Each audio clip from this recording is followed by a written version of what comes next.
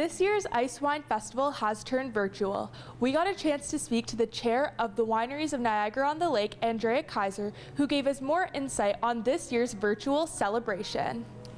So there's an organization called Wineries of Niagara-On-The-Lake, which I'm currently chair of, and what we do is we promote winery members that are within the community. We have over 20 members, so we have a variety of wineries, small, large, medium-sized, family-owned. It's just an incredible, diverse group of wineries that has many of the original founders in the community. So, can you tell us about some of the changes taking place in this year's Icewine Festival due to the pandemic? Hope for the best, but plan for the worst in terms of the pandemic. And here we are, of course, in the second wave. But we have come up with what we think are some really neat ways to still celebrate Icewine as this iconic, great Canadian product in a virtual way. So we've really taken some of the key elements of what makes a great festival and tried to translate them over into something that people can do at home. Obviously, we're going to be missing our Icewine Village, which is usually really exciting time to get downtown. But we have the Tourism Niagara-On-The-Lake that's going to be launching a virtual tasting experiences. So a way to enjoy Icewine at home. Our main sort of component is to be able to purchase ice wines and have them delivered at home. We were talking earlier that we do deliver all across Ontario and even Canada as far as our wines. Direct delivery is really obviously a great aspect of during the pandemic, staying home, staying safe, getting some VQA wines, which is really the cornerstone of our organization, that we do produce and we share through our programs all of our 100% local VQA wines. What we're going to be doing is offering Icewine themed packages on our website, icewinetrail.com, and you can pick a package, and for some of those packages, not only can you have it delivered directly to your home to enjoy on your own, but you can also then look at buying a ticket through Tourism Niagara-On-The-Lake, niagara-on-the-lake.com. They'll be on sale in the new year, where you can book a virtual tasting with the winemaker from that particular winery. So for example, our Icewine themed package not only has Icewine wine, because we're celebrating all aspects of Icewine in terms of entertaining. We have a sparkling Icewine cocktail with a dosage paired with foie gras potato chips. And then we have our Merlot Reserve paired with Icewine truffles, and then finishing out the tasting with our classic Vidal Icewine paired with an Ontario blue cheese. So the idea is that you'd order that online, have it delivered to your home. It'll serve plenty for 2 people, and then you're able to actually join in on the virtual Zoom call on your ticketed time, and the winemaker will take you through the virtual tasting, so you get to enjoy it at home. What is it about Icewine that has become so appealing to the public? What makes it so special? Well, it's a very unique product, only produced in very few countries around the world. So if you look back in the history, 1700s, it was invented in Germany. And over the years, Germany, Austria were the only 2 countries that had traditionally produced ice wine, because you need to have very specific climatic conditions where you can grow tender varieties in the summer, so have a nice summer like we do here in Ontario, but then also have these deep cold temperatures of at least -8 in winter. So those exact parameters don't exist in a lot of places, and even with global warming, ice wines are now only produced in Germany, Austria, maybe every 3, 4, 5 years, whereas Ontario still continues to make exceptional ice wines, and we regularly see those temperatures, have exceptional quality fruit. So it's something we can be really proud of as Canadians and Ontarians, where it's something really unique to the world. And now we've become the largest producer of ice wines in the entire globe. So a very special, unique product in that sense. I understand that the Wineries of Niagara-On-The-Lake have many events in the new year, whether that be Sip and Sizzle, Days of Wine and Chocolate. Could you maybe tell us on the possibility of those events happening?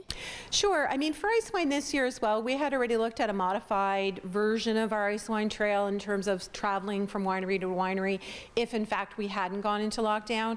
And I think the major shift that we've seen happen at all wineries, not just for our touring pass programs, but the idea of making a reservation, having a set time where you can sit down, do your experience in a safe way. And I believe that those sort of best practices will continue well into the new year. year. Obviously, with the vaccine now, we'll see how that all rolls out. But we are certainly planning that in any way that we're able to deliver some kind of experience, it will probably be very modified. And it's been a kind of exciting discovery that the idea of reserving, sitting down, people are loving this new type of experience where they're not necessarily having to fight their way up to the bar or stand in line. So this has been really neat for us to discover a new way to deliver our experiences. So I expect that those will be things that we take forward past COVID in terms of our touring pass programs into the future, well beyond 2021.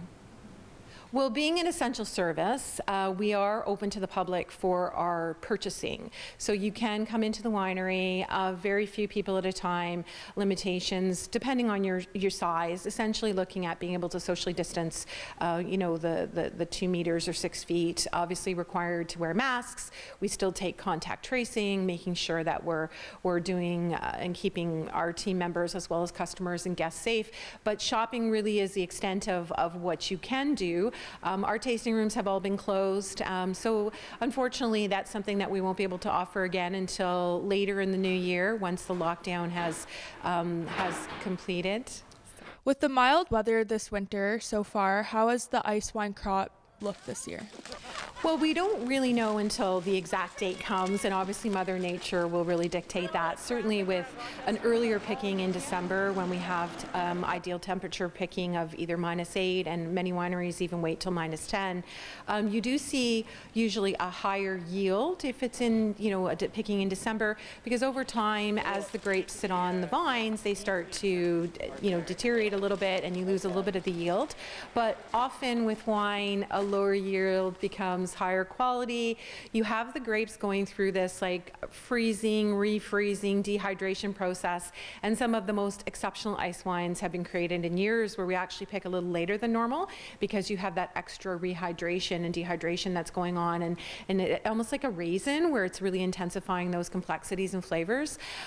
It's interesting though when you think about the actual sort of planned harvest, there's been a lot of talk about the supply and demand.